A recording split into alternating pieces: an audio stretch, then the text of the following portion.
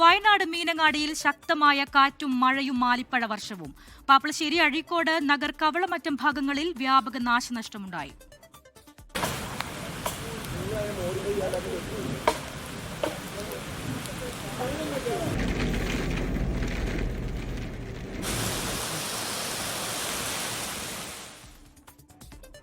കാളിദാസൻ തുടരുന്നുണ്ട്. കാളിദാസൻ, ശക്തമായ ചൂടാണ്. അതിനിടയിൽ ഇപ്പോൾ ഇതാ ഒരു വേനൽ മഴ ലഭിച്ചിരിക്കുന്നു എന്നുള്ളത് ആശ്വാസകരം തന്നെയാണ്. എന്നാൽ വ്യാപക നാശനഷ്ടം റിപ്പോർട്ട് ചെയ്തിരിക്കുന്നു. എന്തൊക്കെയാണ് വിശദാംശങ്ങൾ?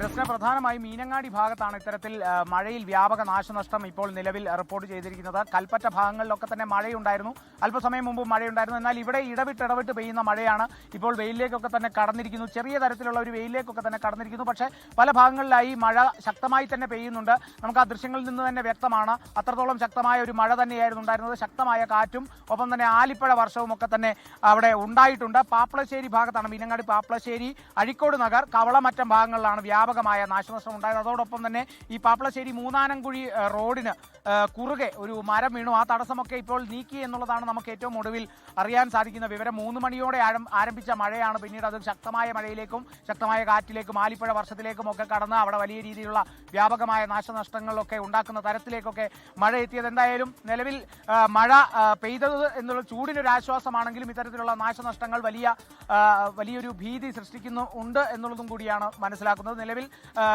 റോഡിന് കുറുകെ വീണ മരം അടക്കം മാറ്റിയുള്ള തടസ്സങ്ങൾ മാറ്റിയിരിക്കുന്നു എന്നുള്ളതും മനസ്സിലാകുന്നു. അതോടൊപ്പം നിരവധി ഭാഗങ്ങളിൽ വ്യാപകമായ നാശനഷ്ടം ഈ മഴയിൽ ഉണ്ടായിട്ടുണ്ട് എന്നുള്ളതും കൂടിയാണ് മനസ്സിലാകുന്നത്. രസ്ന, ശരി. കാളിദാസൻ ദേവദത്തമാണ് വയനാട്ടിൽ നിന്ന് വിശദാംശങ്ങൾ നൽകിയത്.